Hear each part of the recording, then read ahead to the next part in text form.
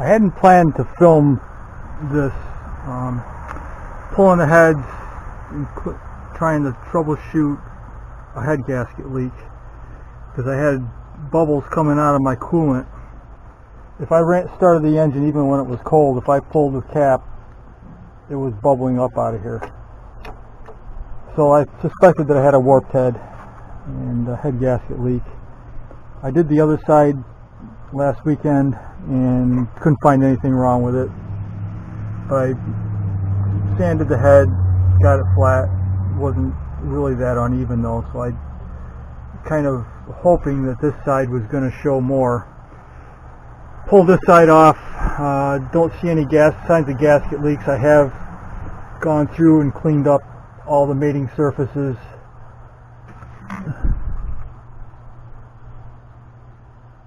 Actually, you can feel. You can see maybe in the line there that there's some score marks coming down through. Not what I'd like to see, to be honest. But when I pulled the head and looked at it, I was shocked to see I didn't just have one head gasket leak. If you look at all these marks, there are multiples going from inside out. So evidently when they decked this head, their cutter did not do a nice clean job and actually screwed it up. So I'm glad now that I pulled the head off, because this is a mess. There's no way a head gasket is going to seal that. I can't catch my fingernail on it. Oh yeah, right in here I can. I can feel that ridge, so that's definitely where my leaks were coming from. But it wasn't just one. I mean, it's basically all 4 cylinders on the driver's side have this mark in it.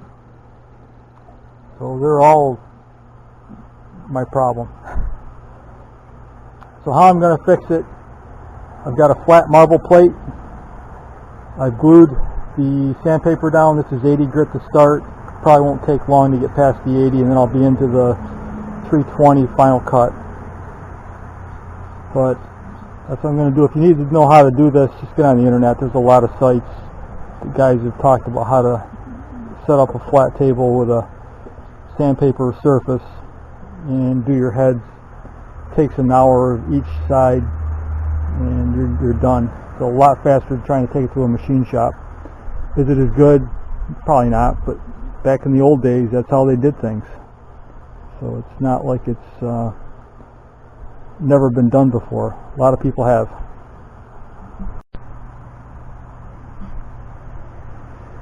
This is how the head looks after I've gotten done sanding it down. You can see there's no distinct score marks in it. You can see the water jackets have some score marks still, but I'm not worried about those. But all of the area around the cylinders all looks good. Again, the water jackets have it. So that cleaned up pretty quick. I'd say 15 minutes of sanding. And I started with 80, but that was about 5 minutes, and I was off that because I could see I was already getting through the score marks. And then I went to 320, and this is where I ended up. So I'm happy with that. One thing I did find is looking at the head gasket, the sealing surface on the bottom looks good against the cylinders, against the block. But you can see from the top, I don't know if it really shows up with this reflection, but you can see there's a lot of cuts that go right across that gasket. Same here. So it was sealed, but it wasn't sealed entirely. So I'm thinking you just had a small area that was sealed up, and then it would get some pressure on it and leak. So the top was definitely the problem against the head. Again, right here you can really see how scored right through that head gasket it was. But the one thing that does kind of concern me is on the block, but I think I'll be alright. I cleaned the block up with a Scotch-Lite disc, but you can see there are still some scoring marks in here. But I think I'll be okay because, like I say, the bottom of the gasket seemed alright. I didn't see any notches going through it. It's only the top side that has the 2 marks. So I'm going to put it together and try it. But yeah, I really don't see the score marks in the bottom, not nearly as much as the top.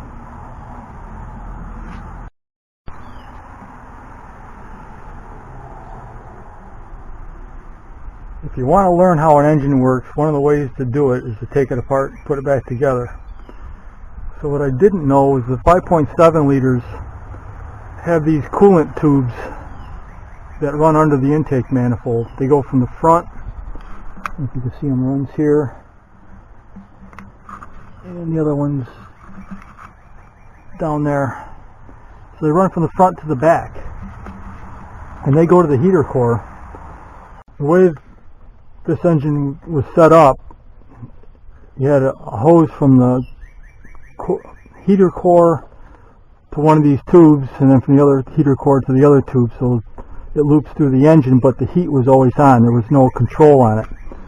So I took a heater bypass from an 86 Laser because it has the straight through control.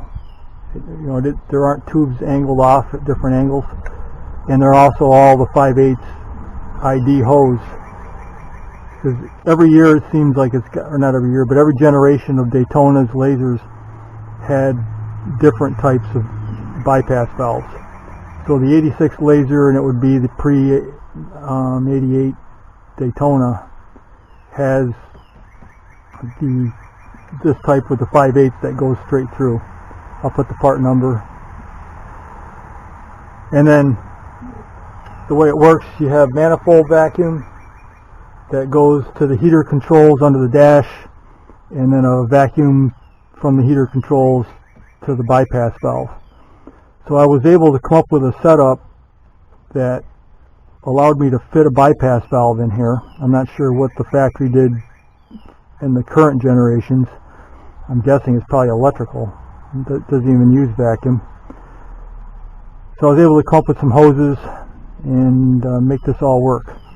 So it all fits in nice, but hopefully now I can drive around without having heat blowing on me on a 90-degree day and being roasted out of the car. Air conditioning will be down the road. Hopefully in the next few weeks I can get that set up.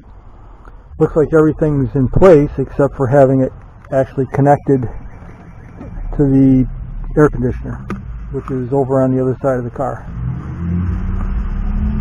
Down here.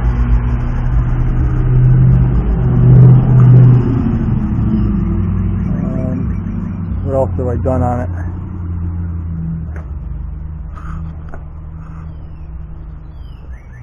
Guess that's pretty much it except for cleaning things up. Giving it a little paint. Another mod that I'm going to have to do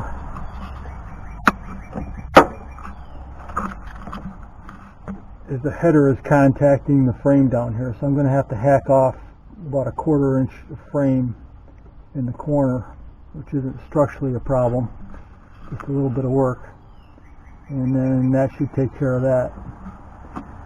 Just things you find when you're working on it. But I'm really happy with the way it's coming together. It's looking pretty clean now. Got all the dirt off the engine. I'm going to be putting a new brake booster, master cylinder on, I should say.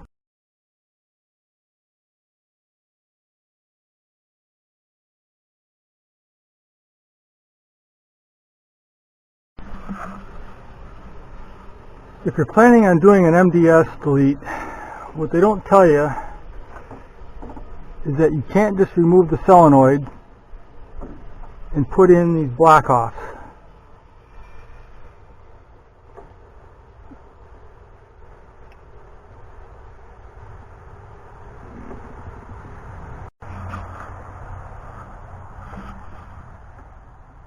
if you're going to replace the solenoids, you need to replace the cam and the lifters. But nowhere on the internet did I find any information that told me that. Nobody said you couldn't just pull the solenoids and put in the dummy block-offs. So now I've learned my lesson. Car was only running on 4 cylinders. Wouldn't idle for crap. So I'm putting the old solenoids back in. O-rings still look good.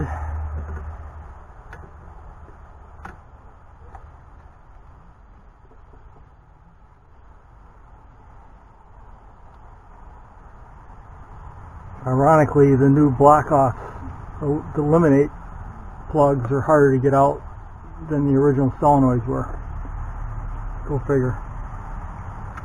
So that's what I got to do, is put everything back together. We'll fire it up and see how it runs.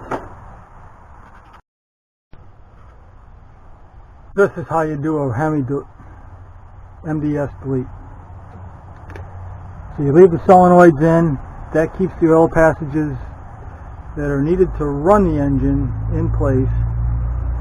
And then since there is no wiring going to it, it's not going to fire. And you also have to disable the codes in the computer to fire it, so that it's not trying to do it even with the cables not hooked up. So that you have to buy a Diablo or some other controller programmer to change it. But for right now, I've got my old solenoids back in. Fortunately, I didn't destroy them getting them out. And now I just need to put the intake manifold back on, and she'll probably fire right up. Note, just a little note, the main connector for the engine harness rides inside the intake manifold. This is the back side. You got your map sensor here with your connector. So as you put this together, you got to make sure that this harness goes into the back of the intake manifold.